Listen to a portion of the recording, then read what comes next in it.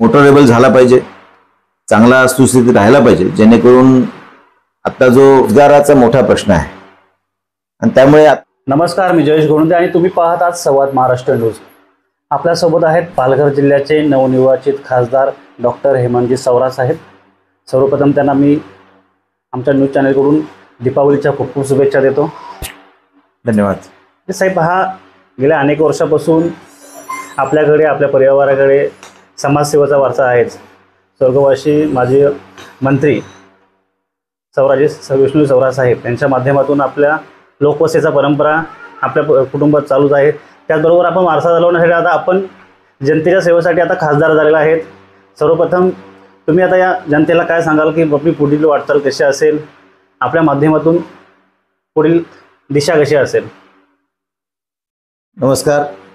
सर्वप्रथम मी सर्व जनतेला या दीपावलीच्या खूप खूप शुभेच्छा देतो. ही दीपावली सर्व जनतेला, माता भगिनींना सुखाची, समृद्धीची, भरभराटीची जावो अशी सदिच्छा व्यक्त करतो आणि चांगल्या वातावरणात सगळ्यांनी दिवाळी साजरी करावी असं आवाहनसुद्धा करतो.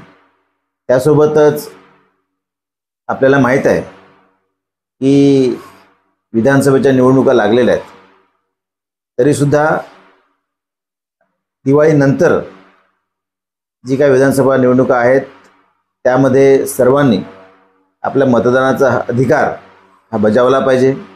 जास्तीत जास्त मतदान करून आपली लोकशाही बळकट केली पाहिजे. त्याबरोबरच हे सुद्धा आवाहन करतो की सगळ्यांनी आपल्या देशासाठी मतदान केलं पाहिजे.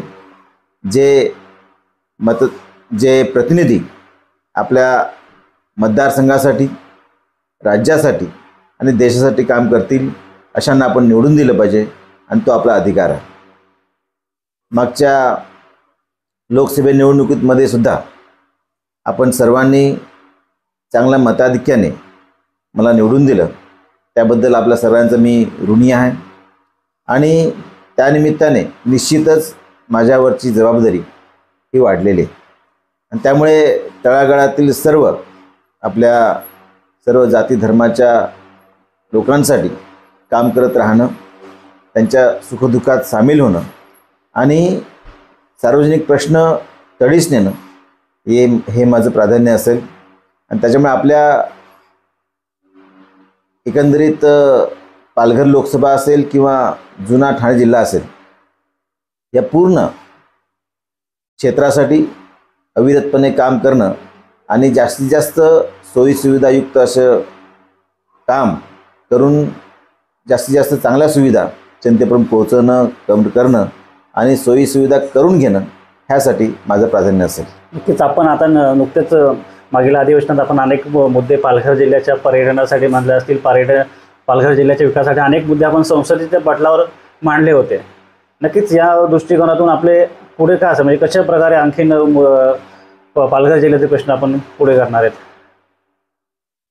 पालघर जिल्हा तसा आदिवासी बहुल असला तरीसुद्धा इथे रोजगाराचा मोठा प्रश्न आहे आणि त्यामुळे आता बहुचर्चित असलेलं वाढवण बंदर, साधारणतः 76,000 कोटी रुपयांचं वाढवण बंदर, ज्याची मुहूर्तमेढ माननीय पंतप्रधान नरेंद्रजी मोदी यांच्या हस्ते रोवली गेली आणि ज्यामधून साधारणतः 10 ते 12 लाख डायरेक्ट इनडायरेक्ट अशा नोकऱ्या, जे रोजगार आणि स्वयंरोजगार हे उपलब्ध होणार आहेत आणि त्याच्यामुळे इथल्या आपल्या सर्व भागाला एक चांगलं दिलासादायक असं वातावरण निर्माण होईल.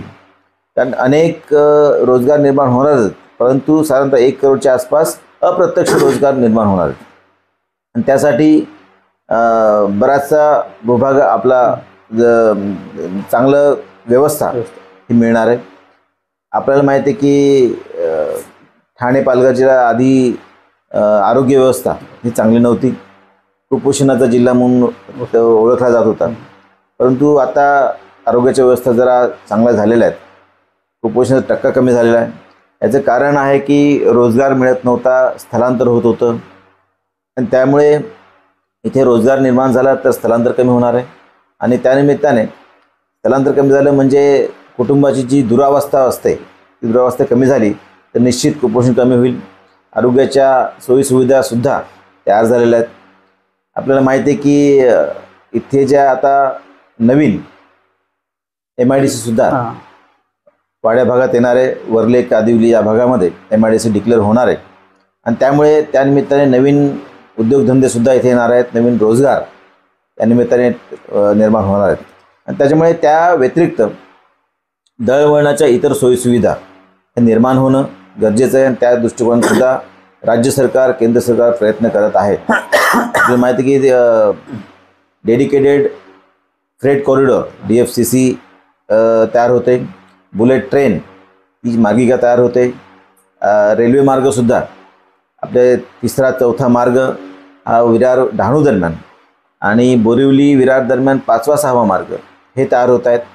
डेडिकेटेड हायवे डेडिकेटेड रेल्वे हे वाढवण बंदरासाठी दिलेलं आहे. या पलीकडे जाऊन डहाणू नाशिक सर्वेक्षणसुद्धा आपण मागणी केली होती, ती सुद्धा आता लवकरच सुरू होणार आहे आणि त्या व्यतिरिक्त इथे आपल्या पालघर जिल्ह्यामध्ये एअरपोर्ट असलं पाहिजे, कारण सगळ्यात जास्त मोठं कार्गो टर्मिनल शिपिंग टर्मिनल हे तयार होणार आहे आणि त्याच्यामुळे इथला माल पूर्ण भारतामध्ये सर्वदूर जगामध्ये गेला पाहिजे. ह्या दृष्टिकोनातून एअरपोर्ट एअर कार्गो टर्मिनल हे असलं पाहिजे, हे दृष्टिकोन आपण प्रयत्न होणार आहे आणि त्यामुळे येणाऱ्या अधिवेशना काळात हे सर्व प्रश्न निश्चित मांडेल. दुसरा महत्त्वाचा मुद्दा म्हणजे संपूर्ण आता पालघर आणि आपले ठाणे जिल्ह्यामध्ये महत्त्वाचा विषय आहे की या दोन्ही जिल्ह्यांना जोडणारा महामार्ग म्हणजे भिवंडी वाडा मनोर महामार्ग याची सर्वात दुरवस्था आपल्याला माहीतच आहे. माजी मंत्री विष्णू सवरा साहेब यांच्या काळामध्येच या महामार्गाच्या काळाला म्हणजे रस्त्याला सुरुवात झाली होती, परंतु त्यावेळेस कुठेतरी एक सोशल सर्वकडे चर्चा होती की त्यानंतर जो रस्ता बनवला गेला त्याचा दर्जा राहिला नाही, त्यामुळे आज आपण गेली अनेक वर्ष याची दुरावस्था बघतोय. आतासुद्धा या महामार्गाचा वर्क ऑर्डर निघाली आहे, 777 कोटीचा निधी मंजूर झाला आहे, काम पण काही दिवसात सुरू केलं असे समजतंय. त्यामुळे यापुढे या रस्त्याचा दर्जा टिकावा याकडून आपल्याकडून काय उपाययोजना होणार आहेत? आपले सार्वजनिक बांधकाम मंत्री आणि पालकमंत्री माननीय रवींद्र चव्हाण साहेब यांच्या माध्यमातून साधारणतः 778 कोटींचं टेंडर PWD मार्फत निघालं. त्याचे आता टेंडर ओपनसुद्धा झालेलं आहे, त्याचे वर्क ऑर्डरसुद्धा ईगल कंपनीला मिळालेले आहे.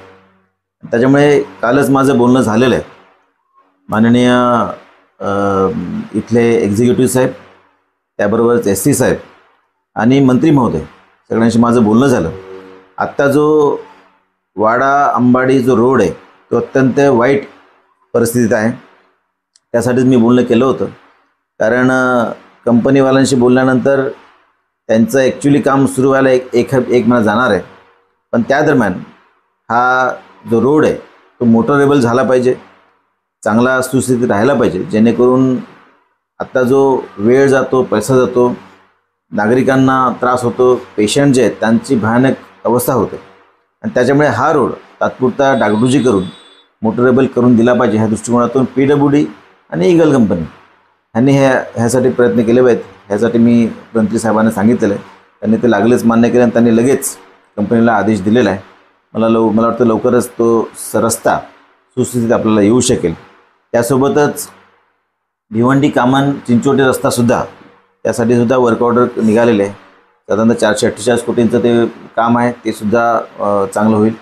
दर्जाबाबत जे आपण सांगू शकतो की चांगली कंपनी आहे, त्यामुळे PWDचं जे व्हिजिलन्स डिपार्टमेंट आहे त्यामुळे स्वतः तिथे इंजिनियर असले पाहिजेत, ह्या दृष्टिकोनात त्यांना सांगितलेलं आहे.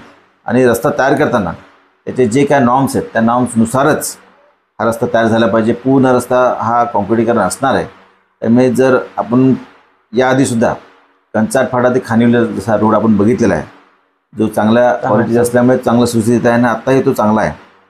अशाच पद्धतीचा रोड हा स्टेट हायवे असल्यामुळे आणि इथे मोठ्या मोठ्या कंपन्या असल्यामुळे हेवी लोडेड ट्रक जाणार आहेत आणि त्या दृष्टिकोनातून त्या कॅपॅसिटीवाले रस्ते तयार होणं गरजेचं आहे आणि म्हणून हे रस्ते तयार होतील यासाठी सुद्धा संबंधित अधिकाऱ्यांना सूचना दिलेल्या आहेत.